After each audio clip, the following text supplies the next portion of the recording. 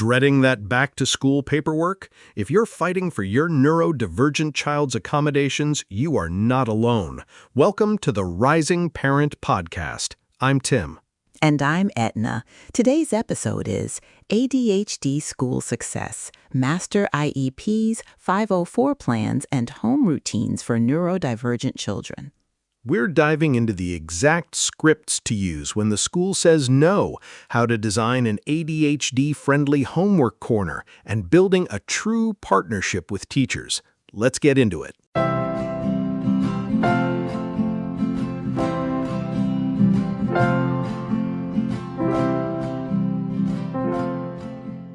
Oh man, Edna, the back-to-school energy is palpable right now. You can just feel the collective deep breath parents are taking, and also the collective spike in anxiety. Oh, absolutely. It's the smell of freshly sharpened pencils mixed with pure, unadulterated panic, especially for parents of neurodivergent kids, ADHD, autism, sensory processing differences. For them, back to school isn't just about buying new backpacks. It's an absolute marathon of advocacy. Right. It's IEP meetings, 504 plan reviews, and trying to explain to a brand new set of teachers that no, your child isn't just acting out, they are literally struggling with executive dysfunction. It's exhausting, and we see it in our coaching sessions all the time. The burnout is real. It really is. Parents come to us just completely depleted before the first bell even rings. You know, I was thinking about those early sleep-deprived months of parenthood that I talk about so much. Honestly, the transition into the school system for a neurodivergent child feels exactly like that all over again. You're constantly questioning yourself. You're learning a whole new language. IEP, IDEA, LRE, FAPE. It's alphabet soup. It is an entire foreign language. And before we dive into how to decode that language and really set up for success, just a quick transparent reminder. We do use affiliate links in our show notes for any products we mention today. It doesn't cost you anything extra, but it does help support the show. Exactly. And we only recommend things we've genuinely seen work for the families we support. So true. All right, so let's start with the big one, the IEP and 504 plan meetings. Edna, you and I have sat in on so many of these with families or prepped families for them in our coaching work. What is the number one hurdle you see parents facing right out of the gate? The intimidation factor, hands down. You walk into a room or log into a Zoom call, and there are 6 or 7 professionals sitting across from you. The principal, the special ed coordinator, the school psychologist, the classroom teacher, and then there's you, the parent. It is so easy to feel like you don't belong at the head of that table. But the truth is, and we tell parents this all the time, you are the foremost expert on your child, period. Yes, they might have the degrees in education, but you have a PhD in your specific child, and you have to own that authority. And that brings us to the most frustrating part. What do you do when the school simply says no? Oh, the dreaded no. Let's unpack this because there's an actual script, a strategy that parents can use.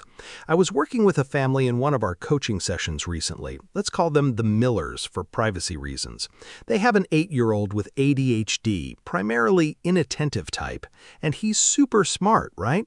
His grades are actually fine, but the amount of mental energy it takes him to hold it together during the day means he comes home and just collapses, restraint collapse. Oh, the after-school restraint collapse is so tough to witness. Exactly. So the Millers went to the school and asked for a 504 plan to give him some simple accommodations, frequent movement breaks, preferential seating away from distractions, really basic things.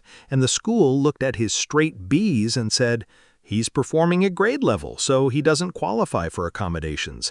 We don't have the resources to put a plan in place for a kid who isn't failing. Oh my goodness, that makes my blood boil, Tim. Wait until he fails is not a strategy. Right. It's so counterintuitive. So we worked on a specific advocacy script because when a school says no, your first instinct is to get angry or to just shrink back and accept it. But instead, you need to use the magic words, prior written notice. Yes, PWN. Say it louder for the people in the back. Prior written notice. So here's the script we gave the Millers, and I want every parent listening to write this down. When the school denies an evaluation or an accommodation, you say, "I understand that you feel he doesn't need this accommodation. However, I am formally requesting this under the Individuals with Disabilities Education Act. If you are denying this request, I need you to provide me with prior written notice detailing the specific data and reasons why you are refusing, so I have it for my records." Wow, it just shifts the dynamic entirely, doesn't it? Completely, because here's the secret. When you ask for prior written notice, you are forcing the school to document their refusal on official school letterhead, citing legal and educational reasons. And 9 times out of 10, They don't want to do that. exactly, they do not want to put in writing that they are denying a child with a diagnosed medical condition an accommodation just because he gets Bs or because resources are tight. Suddenly, the conversation changes from no to, well, let's see what we can figure out. That is so powerful because it takes the emotion out of it, right? You aren't yelling, you aren't crying, even though you probably want to. You are calmly holding them to their legal obligation. And I think about a family from our daycare days. Let's call the little boy Leo for privacy reasons. Leo was incredibly bright but had severe sensory processing differences and suspected ADHD at the time. I remember Leo, great kid, endless energy. Endless. And when his parents first approached the public preschool about an IEP, the initial response was, "Oh, he's just a busy boy. Let's wait and see." And we worked with the parents to say, "We understand you see a busy boy, but we are seeing developmental roadblocks. We are formally requesting an evaluation, and if you decline, please provide prior written notice." Guess who got evaluated the next month? Leo did. Leo did. It's all about knowing the levers to pull. And another script I love when the school says, "We don't do that here," or "We've never done that before," is to say, "I appreciate that this might be outside the standard procedure. How can we get creative to meet this need?" It's collaborative but firm. How can we get creative? I love that. It invites them to problem solve with you rather than fight against you. Exactly. We're on the same team, but I am the team captain for my child. That's right. All right, I'm looking at the clock, and before we move on to how we bridge this school gap with an amazing home routine, we need to take a quick pause. Just a friendly reminder to everyone listening that new episodes of the Rising Parent podcast are released every Monday and Friday. Be sure to hit subscribe so you never miss out on these conversations. And as many of you know, we created this podcast not just to help families thrive, but also to raise funding for our nonprofit mobile food bank, Selfless Outreach. We are so passionate about this cause. If you found value in this episode today, please consider donating to Selfless Outreach by going to selflessoutreach.org and hitting the donate button. Your donation is entirely tax-deductible, and truly every single donation helps Selfless Outreach serve the underserved in our communities. We'll also have a direct link to Selfless Outreach right down in the show notes for you. Thank you guys so much for your ongoing support. We appreciate it more than you know. Okay, Tim, so we've conquered the school meeting, we got the IEP or the 504, but the school day is only half the battle. When that child gets off the bus, we have to deal with homework and executive dysfunction at home. Yes, executive dysfunction. For parents who might be new to that term, it basically means the brain's management system is struggling. It's the part of the brain that handles planning, focusing, remembering instructions, and juggling multiple tasks. So when your child with ADHD sits down to do math homework, it isn't just that they don't want to do it. It's that their brain is having a massive traffic jam trying to figure out where the pencil is, what the first step is, and fighting the urge to go play with the dog. Right. And then parents get frustrated, understandably, and it turns into a nightly battle of wills. But we can design our homes to act as scaffolding for their brains. You don't have to just white knuckle it every night. So how do we design an ADHD-friendly study corner? Because I know you are the master of environmental design. You used to set up the most incredible sensory zones for the kids. Oh, thank you. Yeah, the environment dictates the behavior, right? If you set a child with ADHD at the kitchen island where mom is cooking, siblings are running around, and the TV is on in the next room, you are setting them up to fail. You just are. You're asking an easily distracted brain to ignore carnival. Precisely. So first things first, we need a dedicated low distraction zone. And it shouldn't be their bedroom if we can avoid it, because the bedroom should signal sleep and relaxation, not stressful math worksheets. A quiet corner in a den or a home office is great. And what goes into that corner? We need to cater to their sensory needs. Many neurodivergent kids need to move to focus. Sitting perfectly still actually drains their brain power, leaving nothing left for the actual homework. In our coaching, we always recommend active seating. A fantastic tool we love is the Bouncy Band Wiggle Seat Sensory Cushion. Oh, I love those. They are brilliant. You just pop the Bouncy Band Wiggle Seat Sensory Cushion right onto a normal dining chair. It has little sensory bumps, and it allows the child to subtly wiggle, tilt, and rock while they're sitting. That tiny bit of physical input feeds their sensory system, which actually calms their nervous system and allows the cognitive part of their brain to focus on the paper in front of them. We had a family we worked with last year. Let's call them the Jacksons for privacy reasons. Their daughter, who was 7, used to literally fall out of her chair during homework time, like physically slide under the table. The parents were pulling their hair out, thinking she was being defiant. But we explained she was just seeking proprioceptive input. She needed to feel where her body was in space. They got a wiggle cushion, and overnight she was able to stay seated for 15 minutes at a time. It was a game changer. It really is the small tweaks. And speaking of time blindness is a huge part of executive dysfunction.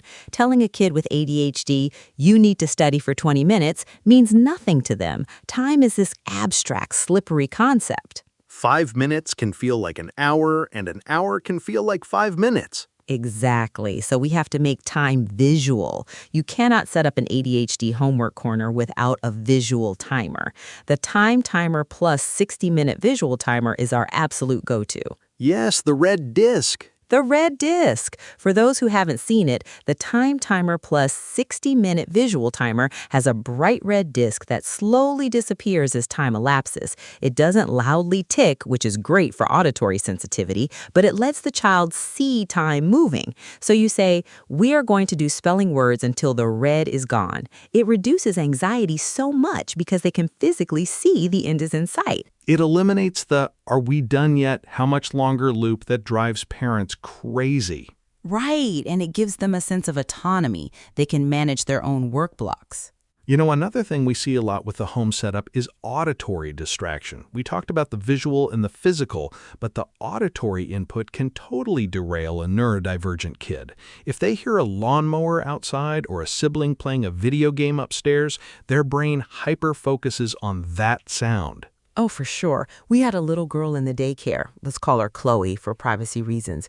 The sound of the fluorescent light buzzing, which the rest of us couldn't even hear, was enough to make her cover her ears and shut down. Wow. Yeah, auditory processing is a massive hurdle. That's why we also highly recommend having noise-canceling headphones right there in the study corner basket. The Alpine Muffy Kids noise-canceling headphones are phenomenal. They are specifically designed for smaller heads, they don't squeeze too tight, and they muffle out the chaotic household noises without completely isolating the child.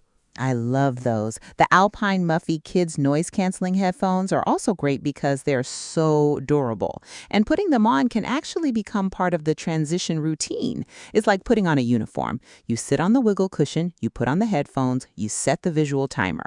The brain says, aha, okay, I know what we are doing now. We are doing homework. Routine is everything. It removes the decision fatigue.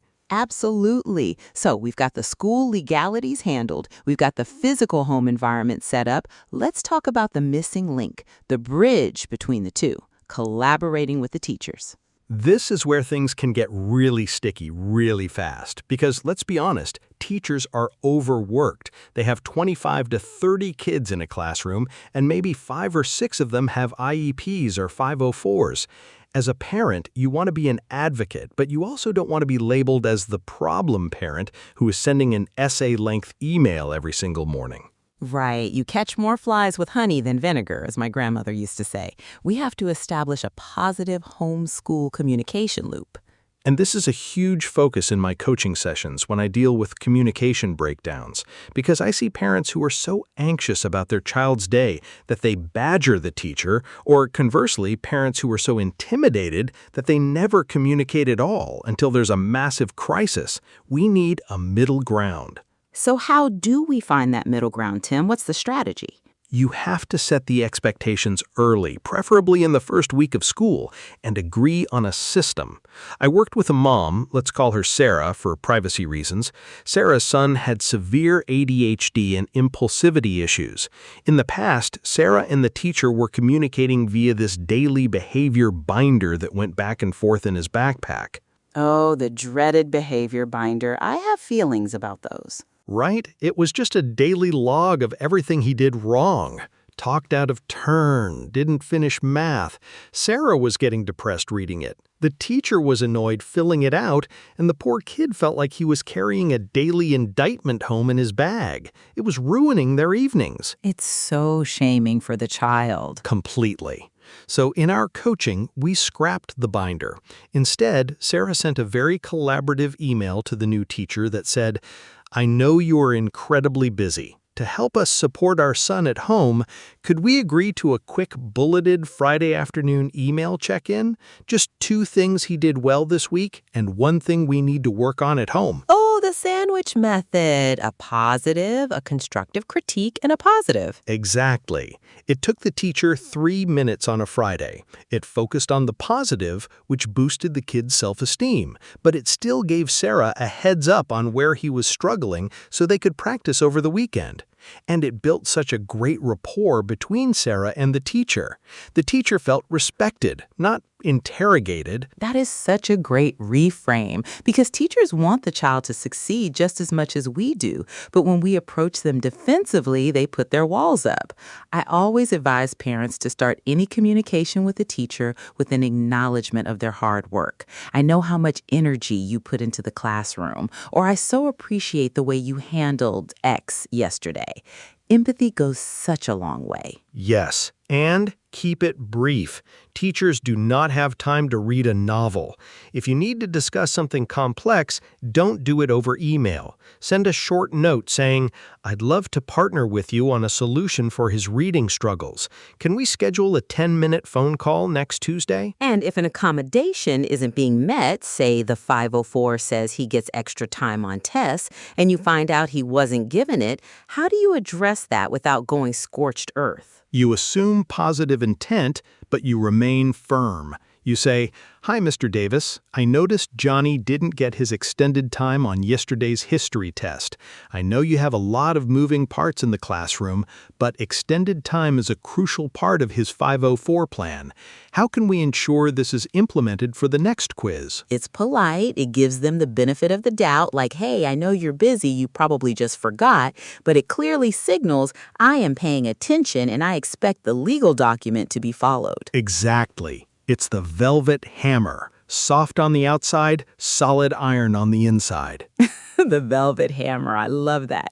And you know, keeping that positive loop open means that when a real issue does pop up, a behavioral incident, a failing grade, you already have a relationship built on mutual respect rather than starting from a place of conflict. Absolutely. It takes the temperature down in the room completely. Wow, we have covered so much ground today. This is such a heavy, emotionally charged topic for parents. It really is. Let's do a quick recap for everyone taking mental notes. What are our key takeaways for mastering the school year with a neurodivergent child? First, own your authority at the IEP or 504 table. You are the expert on your child, and if the school denies an evaluation or accommodation, pull out that velvet hammer and request prior written notice. Make them put the denial and the data backing it up in writing. Second, design a home environment that supports their brain. Executive dysfunction makes homework a nightmare, so remove the distractions. Make time visual with something like the Time Timer Plus 60-minute visual timer. Provide sensory input with the Bouncy Band Wiggle Seat sensory cushion, and block out auditory chaos with the Alpine Muffy Kids noise-canceling headphones. And finally, build a positive, collaborative loop with the teachers. Ditch the daily negative behavior logs and opt for a structured, brief weekly check-in.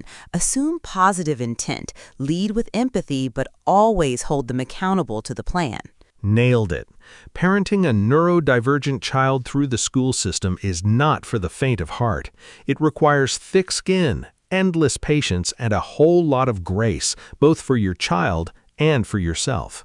But when you get these systems in place, it truly changes the trajectory of their confidence and their success. It really does. You are doing a great job, parents. Take a deep breath. You've got this. All right, everyone, that is all the time we have for today. We want to hear from you. What is your biggest hurdle with school accommodations right now? Be sure to subscribe to the Rising Parent podcast. And if you found today's episode helpful, please leave us a 5-star review. It really helps the show reach more families who might need to hear this. And a quick reminder that we drop new episodes every Monday and Friday, so make sure you are subscribed. Also, as we mentioned earlier, we created this podcast to help families and to raise funding for our nonprofit mobile food bank, Selfless Outreach. Yes, if you found value in this episode, please consider donating to Selfless Outreach by going to selflessoutreach.org and hitting the donate button. Your donation is entirely tax-deductible, and every single donation helps Selfless Outreach serve the underserved.